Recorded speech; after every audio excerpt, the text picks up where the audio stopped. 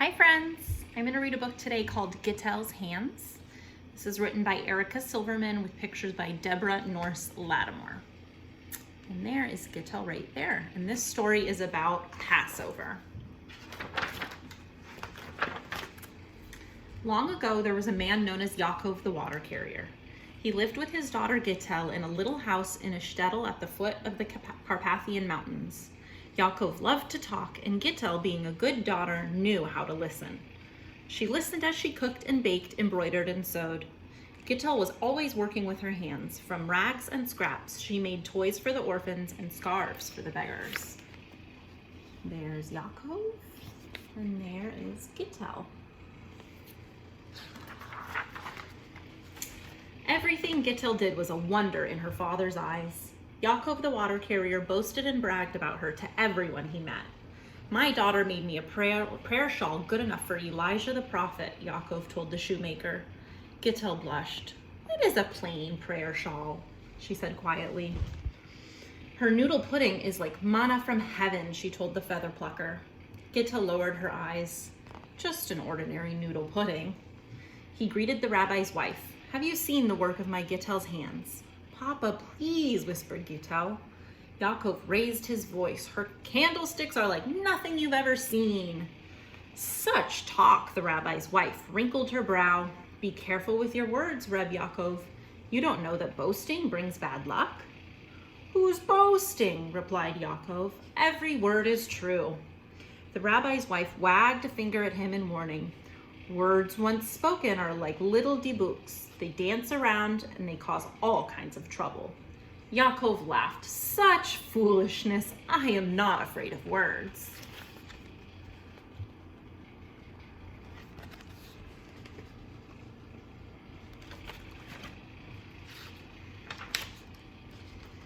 That year, winter lingered. Snow clung to the ground even as Gittel began to prepare for the spring holiday of Passover. Shivering beneath her shawl, she washed the walls. She scrubbed the special plates and pots and utensils used only during Passover. She prepared dough for matzah and brought it to the baker's oven. One day she was embroidering a matzah cover when her father came home for his midday meal. "The winter's hay is gone," he said sadly, "and the hay merchant demands that I pay him the 40 rubles I still owe." Couldn't we pay him in some other way? The apple vendor once paid you with apples." Her eyes searched the sparsely furnished room. Yaakov hung his head. "What do I have that Reb Reah would want? Water? He has his own well." Suddenly his eyes lit up. "Child, come with me." What do you think he's going to do?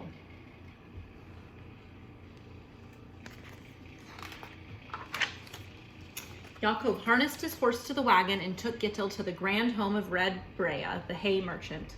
"Be silent," he commanded. "Let me do the talking." Reb Reah opened the door. "Good day, Reb Reah," Yaakov said. "When you see the magnificent work of my daughter's hands, you will be pleased to have her sew for you. In this way, we will pay for our hay." "I employ the services of a superior seamstress," Reb Reah replied. "But Gittel is even better," insisted Yaakov. "From nothing more than an old rag and a piece of thread, she can embroider a perfect matzah cover." "Oh, Papa, no," thought Gittel. She tugged at his sleeve. "But words once spoken are like little dibuks. They dance around and they cause all kinds of trouble." "Better," said the hay merchant. "If what you say is true, your daughter can certainly work for me. If not, I will take your water barrel. That will pay for some of my hay."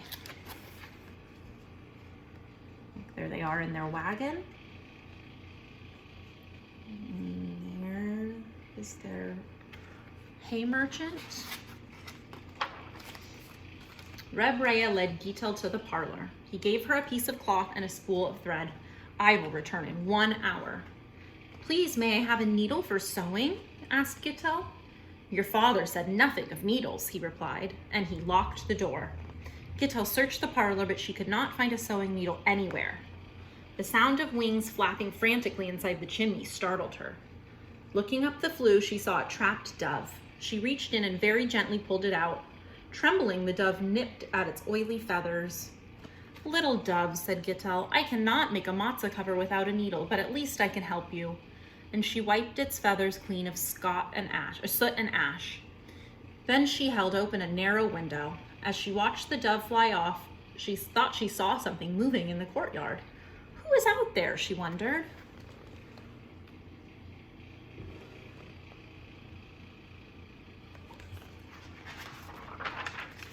Suddenly the parlor door opened. In strode Reb Rhea, followed by Yaakov. Aha, just as I thought, said Reb Rhea. There is no matzah cover. The barrel is now mine. How can this be? Yaakov cried. Papa, let me explain, pleaded Gittel. Shah, be silent, said Yaakov. I will take care of this. He turned to Reb Rhea. Never mind the sewing. My daughter can cook. Reb Rhea rolled his eyes. I have the best cook in town. Gittel is better, insisted Yaakov. From a few table scraps, she can prepare a holiday feast. Gittel tapped her father's shoulders. Papa, she whispered. But words once spoken are like little debooks. They dance around, they cause all kinds of trouble. If she cannot do as you say, I will take your wagon. That will pay for some of my hay.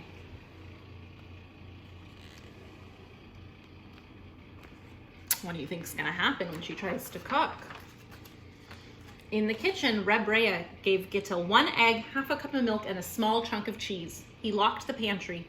I will return in 1 hour. Please, may I have firewood for cooking? Asked Gittel.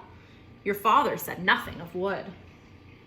And he locked the door. Searching for firewood, Gittel heard a whimpering noise. A cat, thin as a stick, climbed onto the window ledge. Little cat, I cannot cook without firewood, she said, but at least I can feed you. She set the cheese, the milk, and the egg before the cat and watched it eat. From somewhere outside, Gittel heard footsteps. Her eyes searched from the courtyard. Someone is out there, she said to the cat. The cat blinked its green eyes at her. See the cat up here?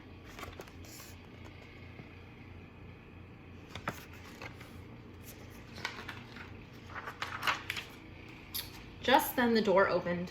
In strode Reb Rhea, followed by Yaakov. Just as I thought, said the hay merchant. The wagon is mine. Yaakov ran after him. Please give us one more chance. Papa, I must explain, said Gittel. It is time for you to be silent, he said. Yaakov turned to Reb Rhea. Perhaps the cooking did not go well, but my Gittel makes cups and plates and candlesticks. In fact, she could even make a silver Elijah's cup if she had some silver. Papa, please, murmured Gittel.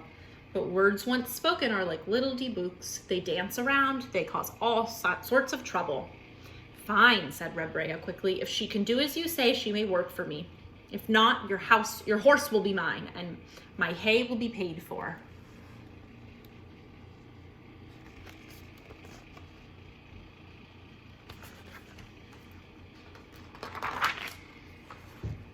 Reb Rhea led Gittel to the cellar and handed her a silver coin. You have until the sun sets. Gittel paced back and forth. Without his wagon, his barrel, and his horse, my father will have nothing. If only I could help him. She stared out the window. Suddenly, from the shadows of the courtyard stepped an old beggar, shivering with cold. I can't seem to help my father, said Gittel, but at least this might give you warmth, and she offered him her shawl. The beggar took it, and with a wave of his hand... What do you think is going to happen?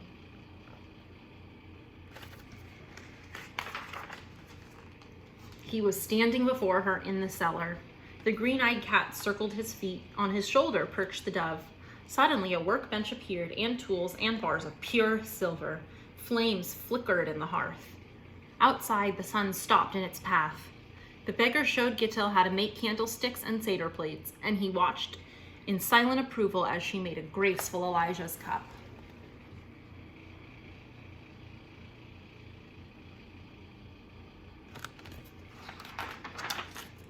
The beggar looked deeply into Gittel's eyes. Never had she seen such compassion, and she knew then that she stood before Elijah the prophet. She trembled. How can I ever thank you? She whispered. Elijah smiled. With the work of your hands, the goodness of your heart, and the wisdom of your words. Then he disappeared. Where he had stood, the air still shimmered. In the hearth lay 1 silver coin.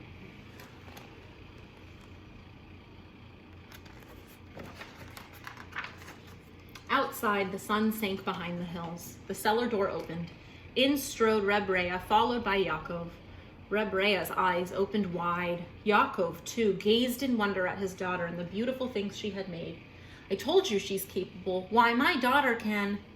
Your daughter can work for me, said Reb Rea. Starting today, she will make silver goods and I will sell them. He held out his hand. The water carrier reached to shake it. My daughter will be happy to work for you.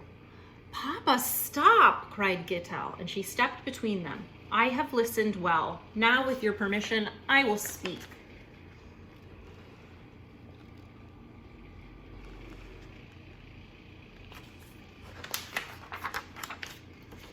The water carrier stared at his daughter. Because I had neither needle for sewing nor firewood for cooking, said Gittel, this man cheated you out of your barrel and your wagon. I could never work for him. She gathered up all that she'd made and headed outside. Yaakov followed. Wait, please, the hay merchant ran after them. You can have your barrel and your wagon, and here is some hay for your horse. My dear Reb Yaakov, he added, you are the girl's father. Tell her she must work for me. Yaakov smiled proudly. My daughter speaks for herself, he replied, and she does it better than anyone else.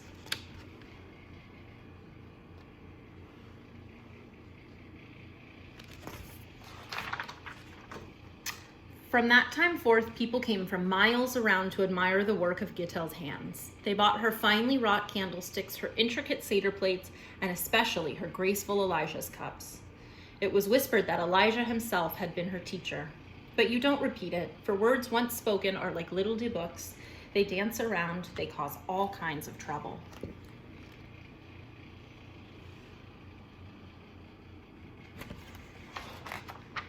The end.